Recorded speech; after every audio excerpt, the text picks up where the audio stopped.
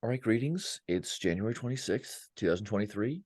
We're in ISSS Knowledge Engineering number 10. And greetings to Chris, George, Carl, Peter, and Rob. We can begin with just any thing or any relevant topic that anybody wants to just address or note. Anything over the last 2 weeks that has some relevance for knowledge engineering.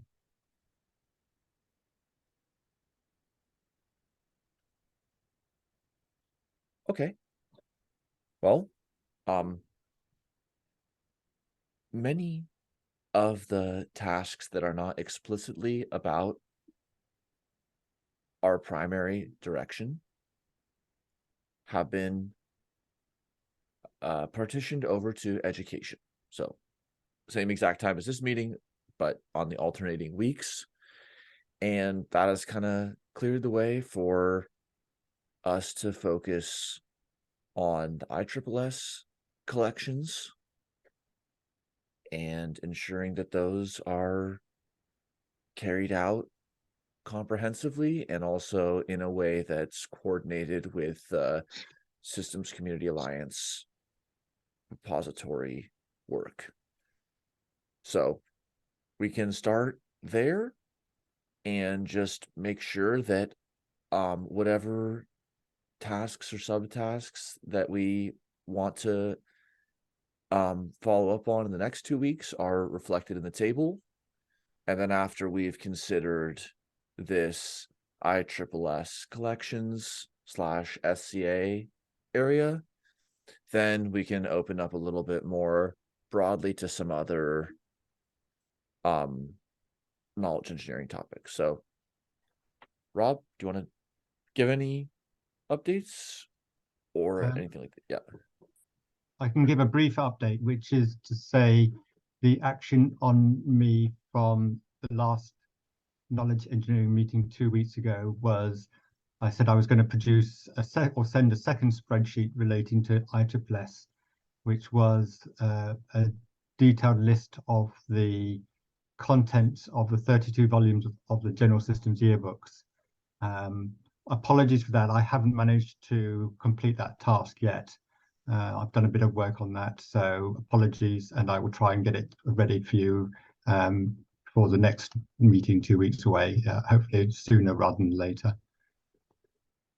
Sounds good. So what would be the tasks whenever that does happen? What would be the next steps for us to pursue? Well, that's for this meeting.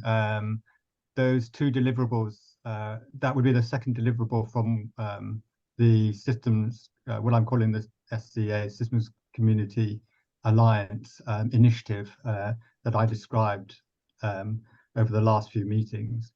But I'm concentrating on an index of the content of various collections, and ISSS is the first organization that we're trialing with this with. The first spreadsheet I sent out quite a while back now at Christmas time, and I think that went to yourself, Peter, Rulin, and Glenn Troncali was copied in as well. So it's with yourselves really to, as an organization, to decide what you're going to do with that content.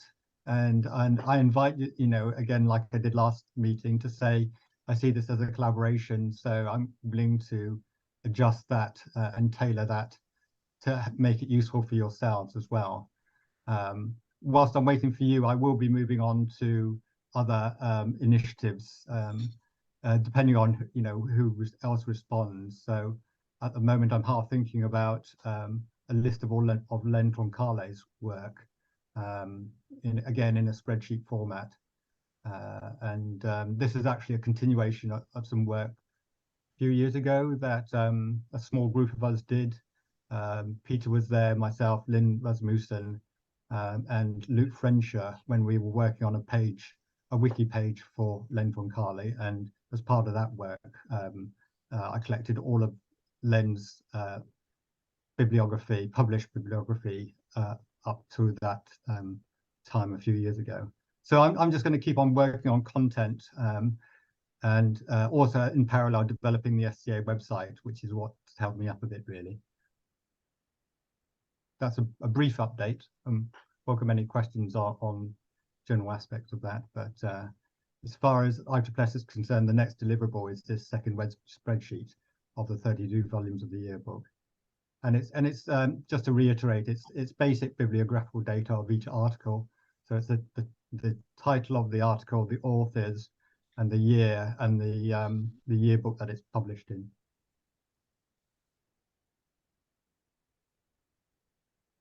Anyone else have a comment or?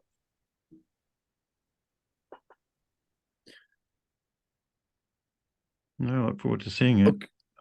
Okay. So what would be some useful steps? One would be to secure the full texts for those so that potentially somebody interested in just one chapter could obtain a PDF for just that section. Or where are the full text for these citations of just the yearbooks? Well, they're all online. Okay. They're all on ISSS.org. So the links are all there under the library. Yeah. Yeah. Okay. Yeah. So. Okay. I think what this is going to be very helpful when Rob finishes that. And I think then the next step is to wonder how to make, I don't know whether it's to categorize them in particular ways, or to how to make them more useful. I mean, certainly having a better index and specificity is extraordinarily helpful. But then what's the next step? And maybe we have to wait till we actually see that and then think about it.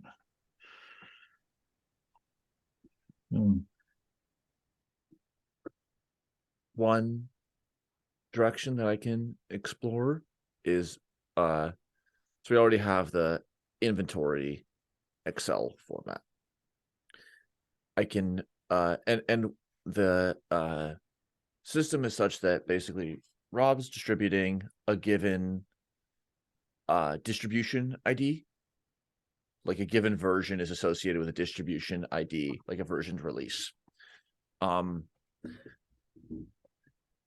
We can bring in have a template for bringing in a versioned release in the Excel format, which it is, into a Coda interface that would facilitate like searching for authors, entities, tags, keywords.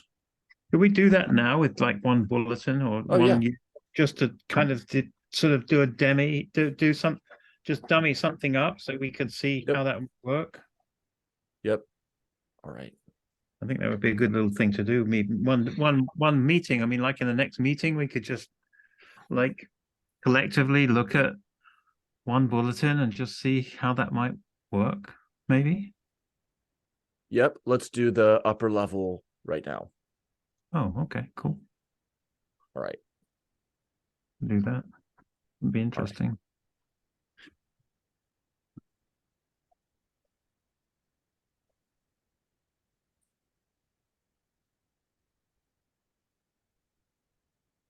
I'm just wondering how that interface would look like, what it would mean.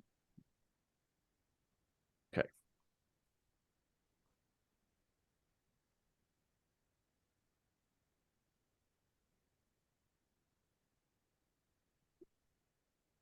I agree with those comments, by the way. I was thinking similarly. I think this question, now that we have this, what does it help with? If you think of a relevant question, will it help with that? If you want to link it to something else, how do you link it? I think by starting to look at it and play with it and try out queries is probably, feels like that would be very helpful. Okay. Yeah. So, for example, even just thinking about a list of things. I mean, George has got his 12 principles. He's got his book. you know, are there cross references to the book? Things I'm doing with systems literacy, you know, topics. Should we? Anyway, I'm just thinking about how this can be the most beneficial to all of us, both individually and collectively.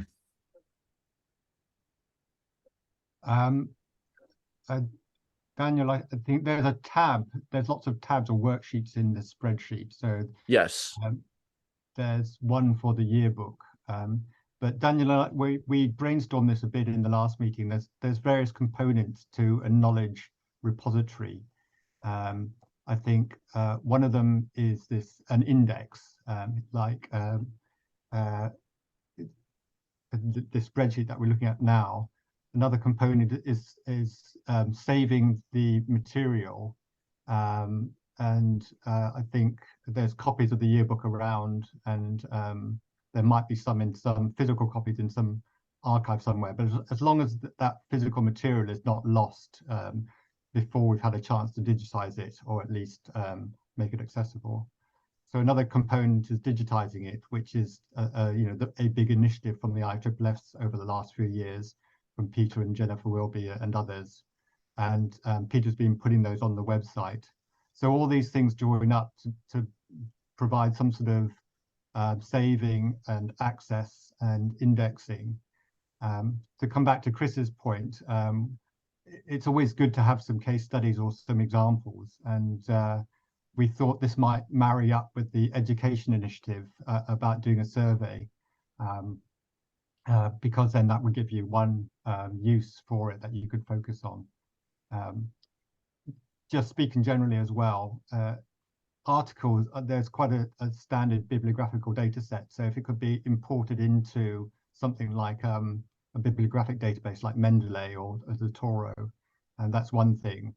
But whether it handles meetings and webinars and newsletters, that's where there's a bit of a gap, and to make all of this accessible, whether there's a taxonomy of tags to help people searching, or whether you just leave it as a resource for researchers to access, and they have to do all the legwork. So there's there's lots of pieces still missing in making this useful, but saving it as a repository for the current researchers in the future, I think is part of capitalizing on the huge knowledge base that is in the systems community. Okay, one quick question, and then we'll go to this structuring coda. Do any of these have DOIs, digital object identifiers? The DOI. Oh yeah, good. Well, I'm just hazarding a guess. I think it's probably some of the old stuff from the 1950s and 60s and 70s and 80s probably don't. Maybe some of the later stuff does. Okay. Yeah. Because with Zenodo, it's a preprint server, no gatekeeping, and you can get a DOI. I'm not aware of any DOIs to any of it. Yes, so it could be quite interesting for material that has that appropriate, like it's okay to share just publicly. It makes it more citable and indexable, but like this is not going to be in Google Scholar. Well, that raises another interesting question. I mean, part of the debate that I had with Jennifer Wilby about making all this available was, first of all, historically, it's been sold for an amount of money, the hard copy. And then when it becomes digitized, it's obviously digital.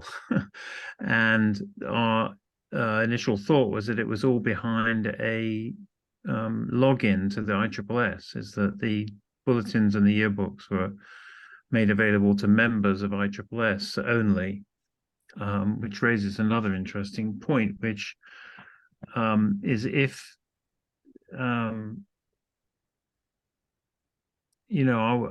we're doing this, are we doing this for ISSS, or are we doing it for the community at large in support of Rob and the Alliance, as it were? And how does that all play out in terms of who owns what and who gets to look at it, which is an interesting question. I mean, one could argue any number of different ways. One could argue that the more that's made available through ISSS freely and available, the more the importance of systems ideas are going to be available throughout the world for betterment of humanity, I guess one could say, if one was going truly high up in the altruistic kind of realm. So I don't know, it's an interesting question that probably should have some wider debate within ISSS in some way. I don't know if it's a question for the board or the council or the trustees or all of it. I don't know. Can I just add to that as well? The first 3 years of the yearbooks, I think Bert Lantfi and the other editors, they wanted exemplars. So a lot of those reprints from published articles where that special permission was given to reprint them in those first few yearbooks. So there is the aspect that the copyright might be legally owned by publishing houses like Wiley. So we do have to be careful that we respect the copyright of whoever owns it. And yeah, that's very true. That's exactly right, particularly for the bulletins, right? Or was it the yearbook? For the whichever the compilation was, that was the yearbook, wasn't it? Because what they did was they got exemplars from different publications around the world that would illustrate the points they were making, and they did have to get permission to do that from the publishers. So there are issues, and we felt that we were protecting ourselves by making it only available to members. Similarly, on the webinars, I think some organizations, for instance, SIO in the UK, have a traffic light system where material is either red, amber, or green. And green, it's for public consumption as given by the author, but red, it's it's not for public release unless the author agrees, or an amber is in between. So even the Zoom sessions that are indexed, I don't know if permission was given, but as Peter says, if it's internal to the ISSS website, then I think for members only, there is some protection there.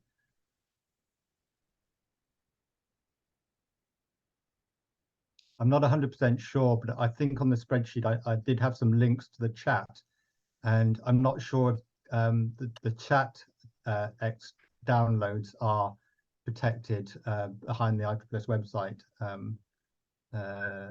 Yeah, they are. Yeah, they are, right? Okay. You can't see them. You can't see them unless you log in. Right. That is as it should be. So that's. I think that's right. Yeah. The videos are, but I wasn't sure about the web chat. Yeah. The downloads and files and so on. Yeah. It's all a permissions thing. It can catch you out sometimes.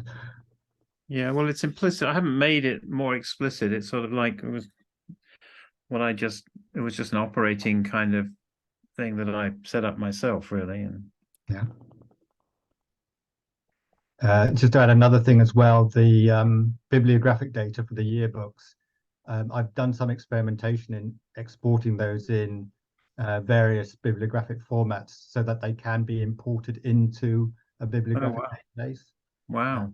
And that's a crazy world because it seems to be very fragile with all sorts of errors on imports. So it's not a trivial task to make it robust. But that is an option, is that we head towards a great big super bibliographic database, which I think index data should be safe. And then the idea is that if people want to chase it, it could maybe link to a paywall where they can access it digitally, even to the Wiley sites, if we're pushing them towards the original publishers, or it says, a message saying, if you want to access this, you can. One option is to become a member of the ISSS, and then you can get more access.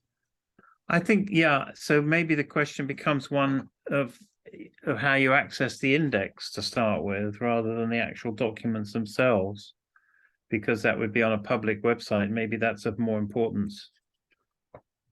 Oh, sorry. Go ahead. Yeah. Go ahead, Rob. Oh, sorry. My plan is to send the spreadsheets to the organizations or the person that is there and work with them, but also put a public copy on the SCA website in just the raw spreadsheet format, so that people can access those. But it won't necessarily be aggregated. It's just like a sort of a distribution service for anybody else who wants to use or access that. On the SCA website, have the index available. A version of the spreadsheets, yes. Yeah. So, okay, lot of things. So let's make sure that we're able to trace them. Like this is what like the coda direction basically as so like I just select the table and copy it in, and then every distinct kind of entity is within a table. And just like category theory, there's like different ways to do it. Like one could also imagine that like everything is put into a big table, and then these have the type general systems bulletin, and these have the type general systems yearbook. So that, but they're all within an even bigger table. But first, I just started by copying things in the orientation that they are. This subtree of like just these pages can be used. It can be filtered if somebody were to want to search for just a certain person. And then a column can be added for a link to download. But just as a index coordinator system, it can be very useful. And then I think that's very important, like the BibTeX format, so that we actually have a so that it can be used for citations. And so somebody can import the library into their Zenoda or into their Mendeley, EndNote, etc., like into standard bibliographic reference managers. Be able to say import ISSS D22 .bibtex. That's the current update on what we have on the metadata for those citations. And that can include different types of media, like video recordings, and that doesn't have to be an article. And then any thoughts on that?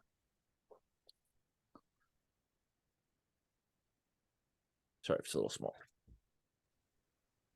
All good questions that I haven't come up with answers for yet. I've looked at automated imports. I've looked at big systems like DSpace. I've looked at sort of spreadsheet schema connecting up like Coda is doing, but like AirNote. I think the software is changing all the time, and I've not found anything which is ideal or perfect. So yeah, big questions there. I don't know if it's been solved by anyone. I haven't seen anything. I think on the presentation I gave on the SCA, I did come up with some exemplars in medicine and in philosophy, but I think there's whole teams of content managers there who sort of manage a database, and whether you want to get into that level of investment, you know, I don't think ISSS is anywhere near that at the moment. Or whether, yeah, sorry. In this spirit, throw out one just probably far future idea. So the SCA site. So on JSTOR, you don't need to be logged into anything to browse JSTOR, and you can only see the abstract metadata and the first page sometimes, but you can search on JSTOR, and then you can log in with a university account. So it'd be like interesting if the SCA site, anyone can browse the metadata, and then it's like, oh, this one you need to have access to a university you need, it's a Wiley login, or this passes you to Wiley. And then this one, you need to be an ISSS member, log in with ISSS at SCA, kind of like log in with Google. Not sure if that would require SCA to also have the stored copies and be authorized to distribute and all that other stuff. But compiling metadata and putting reference links is huge. And that's like 80-20. I mean, that then within ISSS, we would also want to then make sure that the materials are digitized and saved in a unified fashion. But what can one do today other than just go to Google Scholar, or even more general, and just type in systems? So knowing that, just like they're going to have psychology papers here, this is where you can find systems references. Yes. JSTOR and Google Scholar and the likes at that level are huge, but they don't seem to focus on systems per se. And that's why a lot of these smaller repositories have grown up around, say, philosophy or even Far Eastern specialities like Far Eastern studies, because their literature isn't fully represented in these big repositories. So a dream in the future is that the systems community does have a very system-specific repository, which covers all organizations and collections within all organizations. But that's we're at the beginning of that journey. I feel it's enough that we save a lot of this content. I think there's systems content which is disappearing and it might be lost forever. Systems content that isn't being indexed by anyone, and so it's not accessible. The author's work is not accessible. So that would be a dream of the future, and we just want to hopefully start down that road in some way, saving the material and starting to index it, and then hoping that some big repository will grow out of this.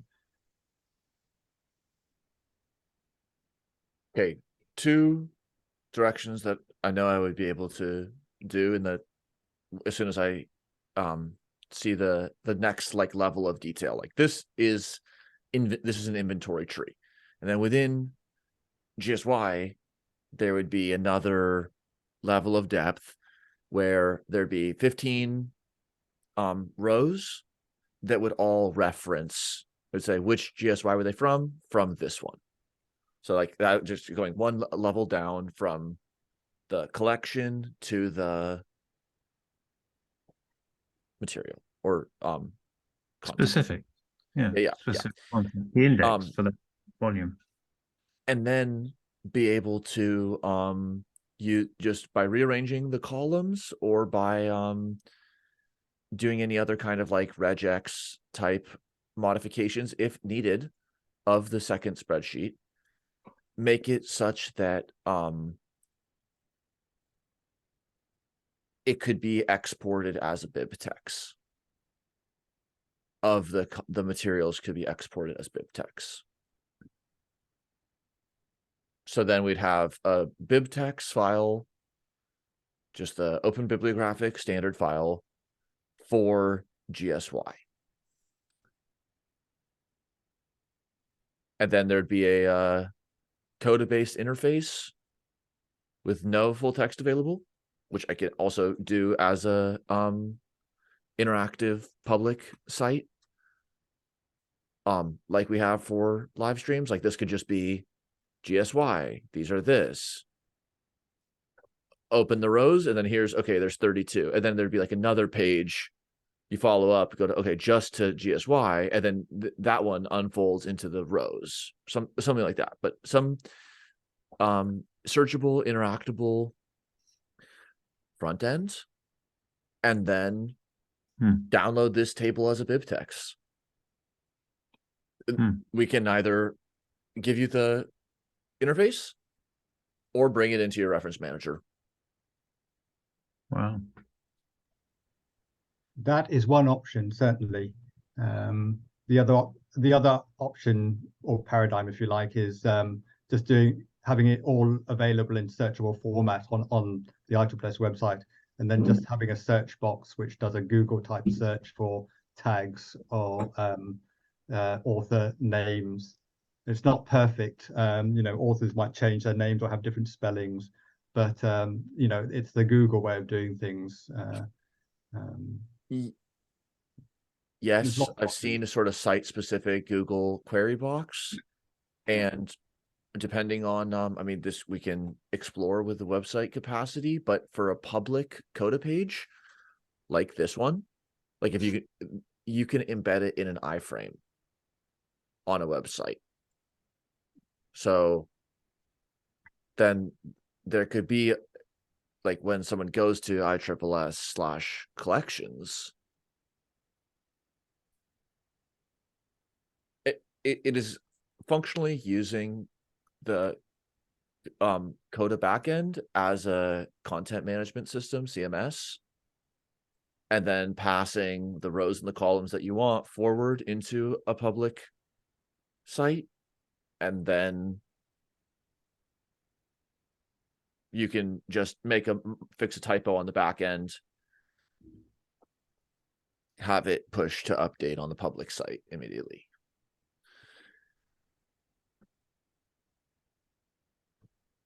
I mean, that's probably a strategic decision for ISSS whether it wants to embark on developing a Coda type website or something else. I did note, I think further on in the agenda, you mentioned DSpace. That's a few £1,000s per year, probably, and £20,000 set up. But that's a big repository that a lot of institutions are using. But to me, it doesn't actually seem that friendly. There's a version called DSpace CRIS, CRIS, which is based around collections and things like that. But it doesn't seem a very modern interface, to be quite honest. So I'm not recommending it in any way. okay. Yeah. But these are big decisions, because whether ISSS has the resources and the strategic intent to develop this kind of repository level stuff. Yeah. Totally agreed. I think, well, I mean, a few directions there. First is just I can template and I can template things and then potentially prepare a report for the board highlighting some of these strategic questions, raising some of the considerations that we've discussed, like access and all of this. George, and then anyone else? Yeah, thanks. Yeah, this actually has come up in several times while I've been associated with the board in one way or another. And I keep raising the possibility, and Peter's got some ideas about this, of actually having I can never remember the designation, a not-for-profit, not in the ISSS, but strongly aligned with the ISSS and drawing talent perhaps from the ISSS to do this kind of thing. So we can actually look at funding opportunities and things like that, which would be really a very more organized, shall we say, way to approach it than really just what I've been observing so far. Who would we make the case to, I think, George, is the question. I mean, who is a likely funding source and how would we describe the project? Is that something, I mean, that would be a very helpful starting point, is like to have a one-page summary of the project proposal that we're talking about and the kind of funds that might be needed. I'm certainly very interested in how we might proceed with that in some way. Who would we make? It seems to me we're talking about what really could be a very, very huge project. And people come and go in the ISSS board membership and members themselves and so forth. And it seems to me you want to set something up that would, self-regenerate, be an ongoing enterprise. Yeah. And you could hire the talent you need to address a lot of these issues. Well, obviously Okay. the ISSS and the College of Exploration, just even to start, and I mean, what we talked about this a little bit with Daniel and where he is, between us, we should be able to start something like that, and then in the process of doing it, actually work out how to make it more of an ongoing and a viable system, for want of a better term. As I'm, been talking a lot about Stafford Beer recently, but that would be, I think, I would really like to see if we could actually, between us, whether it's in Coda or some other kind of group document, write a project kind of outline of what we're actually wanting to do that would get the funding to do what we're doing. I mean, even if it's DSpace, I'm not familiar with DSpace apart from now looking at its website. And Rob, you might have some ideas on this as well. Where we might get some funding, which would be helpful across the board. And I might be able to combine it then with the work doing with the American Society for Cybernetics, where the University of Vienna, for example, has been very supportive up to this point, and other universities for other cybernetic folks. I know that the University of Louisville was approached vis-a-vis James Graham Miller and didn't get much response. I know, for example, George Mason University has all the archives of John Warfield, who was a professor there, and is also a former president of ISSS. And his work is all there in that library. We're talking about a sort of digital collection, in a sense, a digital library that has the same kind of ongoing viability. Anyway, that's sort of just off the top of my head, to write up some kind of project. I would like to see us go back to this discussion of what is this all for? Well, in my view, it would be very helpful to have a resource like this for systems researchers. exactly. And so that has implications for, and you've been talking about those kinds of things. Rob has been thinking about those kinds of things, but getting it down, like you said, Peter, in the form of a working paper or white paper, or whatever you want to call it, so that we really have a firm grasp on what it is we're trying to do. What I see happening in this, not just in this group, but so many groups, including the board of directors, including every group I've ever worked with, university or otherwise, has a tendency to just fall down into the logistics and tactical issues. Like a tactical issue is, what software are we going to use to interface with the world, as opposed to firming up the strategic objectives and then start saying, how do those objectives play out in tactical and logistical decisions and so forth. So I'd really like to see that conversation come back to the surface.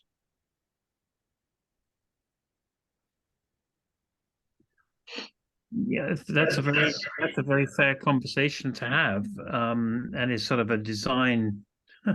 It's a design dialogue, isn't it? It's like, why are we designing this, and for whom? Is what you're saying essentially, and that we feel.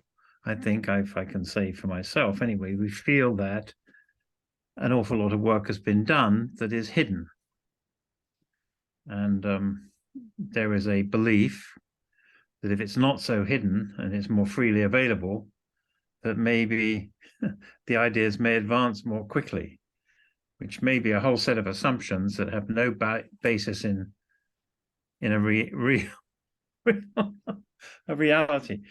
So it probably would be very good to think about, and maybe that's how to frame this. I mean, I've been doing a lot of work with Aleko Christakis and Jeff Dietrich, and Yanis as well, Laris, who's done a lot of work on design dialogues, I don't know. I'm thinking out loud, which is what I do.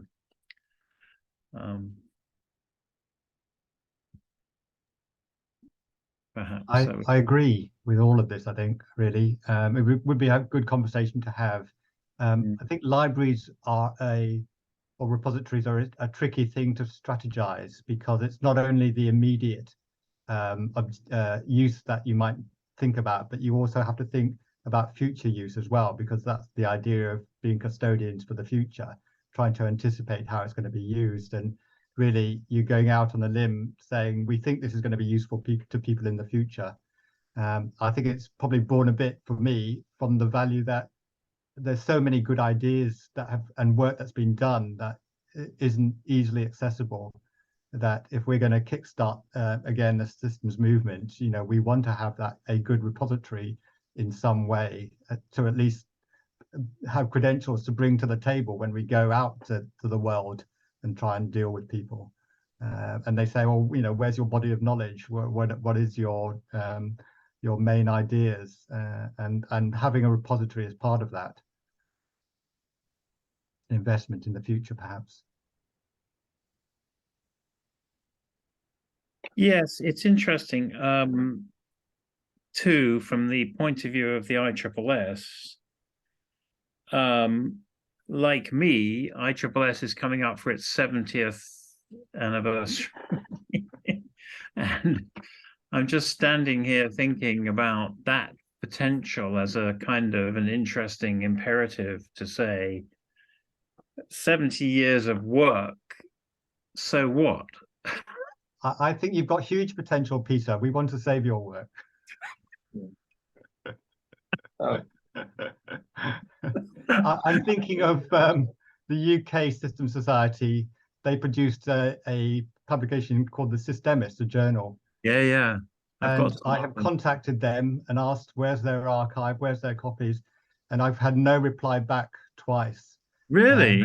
Well, yeah. I've got some of them. I'll have to go dig them out and scan them for you and then send them to you. And you can, maybe I should scan them and put them on the ISSS website. That would be a bit of a kicker for them, wouldn't it? That would be wonderful. They were trying to restart the Systemist, and I think there are copies in the British Library. I'm almost tempted to go down and scan them. But of course, to do it in a due process sort of way, I'd want to contact them and have them on board. But Frank, I think it is, hasn't been responsive. I don't know if he's embarrassed that it might have been lost or they haven't kept it. Which does bring me up to a question that I would like to ask. Does the ISSS have a physical library anywhere? Yeah, my basement at the moment.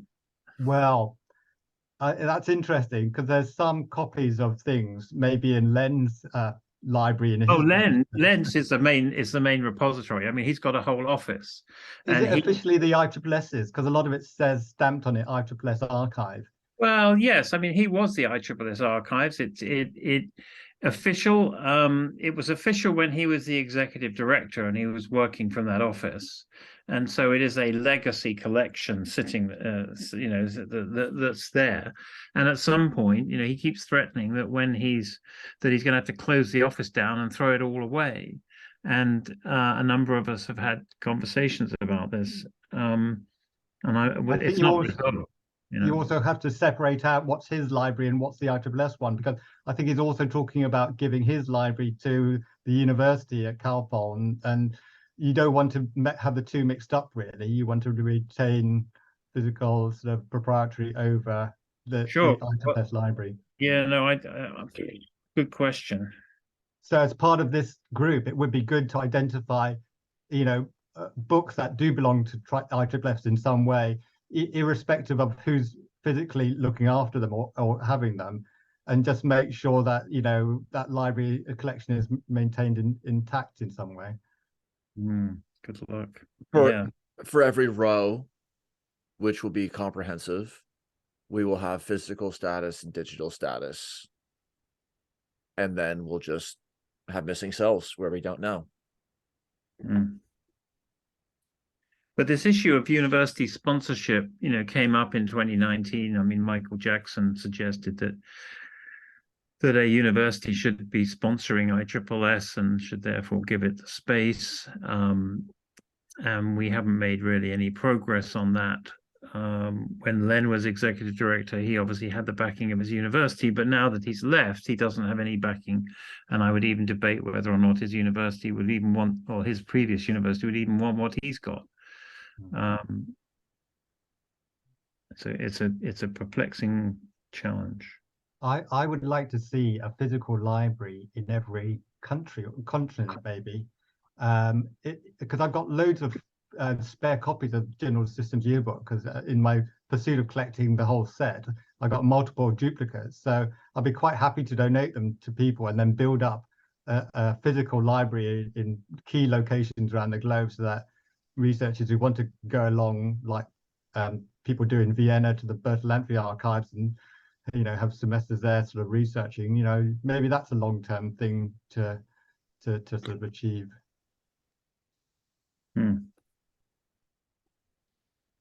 These libraries as well, the university ones, I'm not so convinced that they prioritize in the same way that we'd want them to. So if the person is very famous, like Stafford Beer, they put a lot of effort into the collection. If it's not so famous, they maybe don't even digitize it, or maybe don't even keep them. So it's very variable, I suspect. Carl, Yeah. anything? Do you know if we have any members who are librarians, or we need to recruit? Wow. Just Peter, I think. It is an ultimate systems profession, library and information sciences.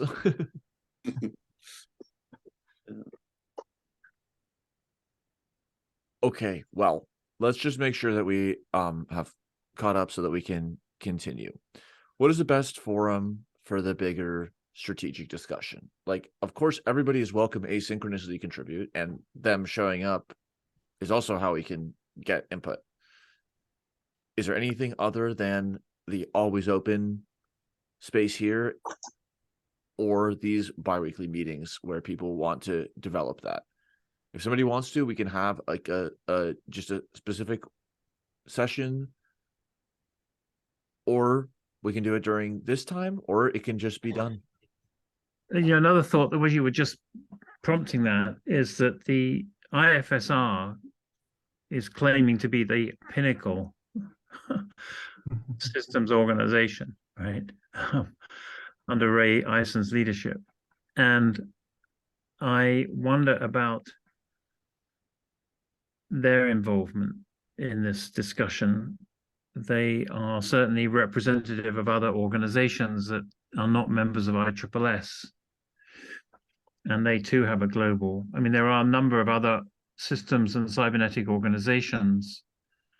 And I'm wondering if we should take on some kind of convening initiative with all of them to talk about this topic. I just put that to this group. I'd like to know what you think. Yeah. Too much. Yeah, I agree. I think people need to be invited, and I think also it can't be a completely open book. You need to have done some thinking first and said, this is what we're thinking. Here's some examples of our thinking. What do you think? One possibility Agreed. there to fuse that back with the kind of concise one pager in avenues of approach, we can identify timelines and budgets. It's like, here's what we can do for just time. Here's what this much time, this is what this one would require. Here's a physical building. And then circulate that as a catechism and say, this is our ISSS is facilitating this direction. We're open to participants, especially organizational representatives, especially if they are planning to be in the SCA either way. But we're looking to people to have a coordinated / federated strategy and share practices and synchronize our approaches. That being said, these are what we're doing it for. So if that's what you want to also be doing it for you, then join this project. If this is what you want to be doing it for ISSS, then just join ISSS. Right. And if you want to do it your own way, with or without SCA, that is also your option. So my sort of fledgling thoughts on this aspect were that the SCA, as the SCA, I have no interest in encroaching on the IFSR or top echelon space about leadership. But what I felt there was a gap in was the infrastructure to glue all the different bodies together and avoid some of the politics. So I see the repository as an infrastructure thing and basic lists of information to serve all of the groups in the community. So I just to say, the SCA is aimed at being at the infrastructure level and not at the leadership level. Right. Right. And the second aspect is that in terms of these collections, I kind of envisaged a network of custodians, one from each leads from each organization, the people who are actually doing the work and are interested in, to form a informal and formal network of collaboration where they share ideas and thoughts and software and initiatives, not going down to the organization level. What each organization does is largely up to them, but providing some sort of infrastructure that helps people, custodians, work together as a group at the infrastructure level.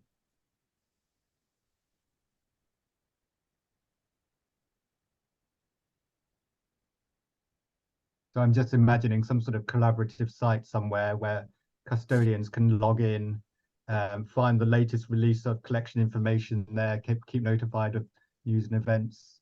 People might be trying different bibliotheca databases or DSpace initiatives, or might band together, but just to give them a collaborative space and infrastructure to talk amongst like-minded people. Is that what you're going to do, though, in the Alliance, or is that not something you want to do? It's something in the future. I'm not particularly hung up on it because, as I said in a previous meeting, I don't particularly want to do this or get into organizing organizations. I'm interested in developing general systems as a theoretical area, and I just see this as a necessary step to glue the thinking together. So I can't do it all alone. SCA is like a year-long pilot to see what happens. Yeah. There's enough difficulty getting traction, so I'm going to give it a year and see what happens, really. Well, Daniel and George, I mean, do you know where finance might be possible? I mean, what have you got any suggestions on financing potential? Well, I always thought in terms of foundations. I still think the NSF might be interested in something like this. As long as we're providing a service, pardon me, as long as we're providing a service to the community writ large, that has scientific merit to it. Yeah. Yeah. Well, I mean, we applied for a cyber infrastructure NSF grant just a few months ago, and I will keep an eye out for that. Almost the hardest part, though, is even when there is money on the table, it feels like the hardest part is still the interest and availability. Like in the grant application but I mean, we can continue to see what opportunities present themselves. But also it requires assessment of like what people actually want to work on, whether they're paid or unpaid. But well, I mean, what would be interesting? Sorry, Daniel. I mean, it's good. Well, I'm reminded, and I'm just going to put it in the chat here, and you can put it in the coda. The Institute of Museum and Library Services, which is a US government, I think, program, has grants. And maybe if we said it was for the ISSS library or something, we could,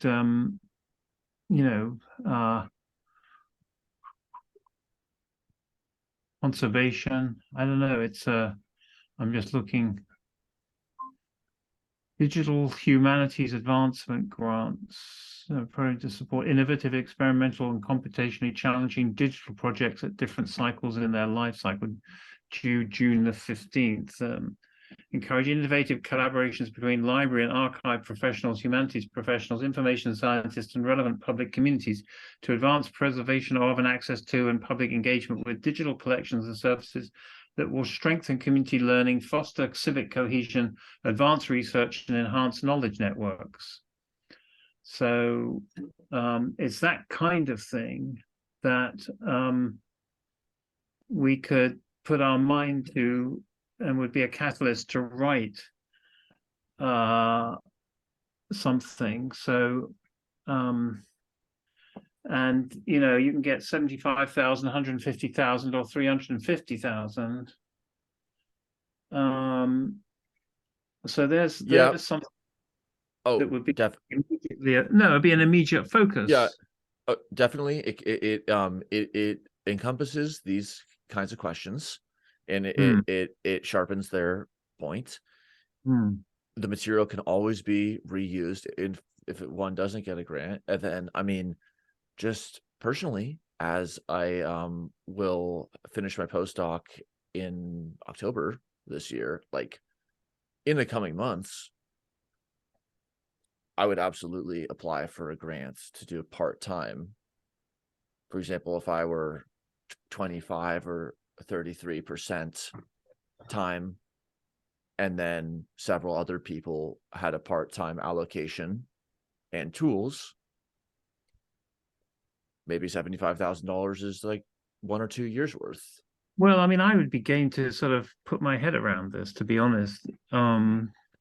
And you know, we could work together on it. It could be a college of exploration could put it in with ISSS support, and you know, whatever situation you're in, Daniel. I mean, whether it be your university or you would want to be, you know, 0.5 paid by the College of Exploration or something. I wouldn't want to put the burden on ISSS to be the financial agent, but ISSS could certainly get some money from it for whatever purposes ISSS thinks it needs. I mean, and I think we'd have to answer the questions about how this is helping society at large. You know, and how we've got to talk about it in the sense of the humanities. But it's, you know, it's advancing the national information infrastructure. Now, the other thought that came to mind is that we might want to involve the folks at Portland State, as they have a system science degree program, and get them, you know, build a collaborative proposal, although you don't want too many people because they all want their funding. Then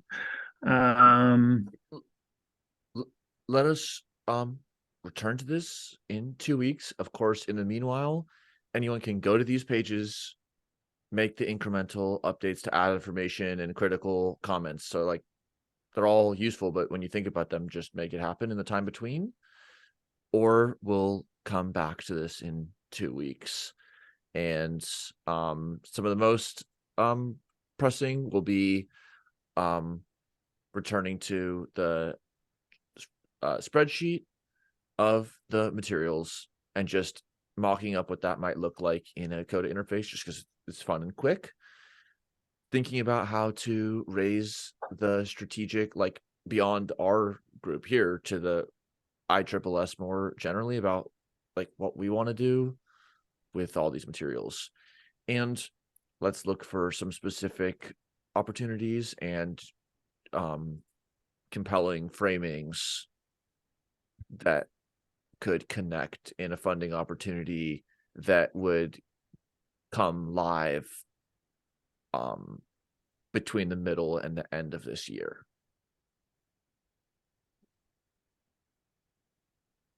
sounds like a plan. All right, I will stop the recording. Thank you. Gotcha.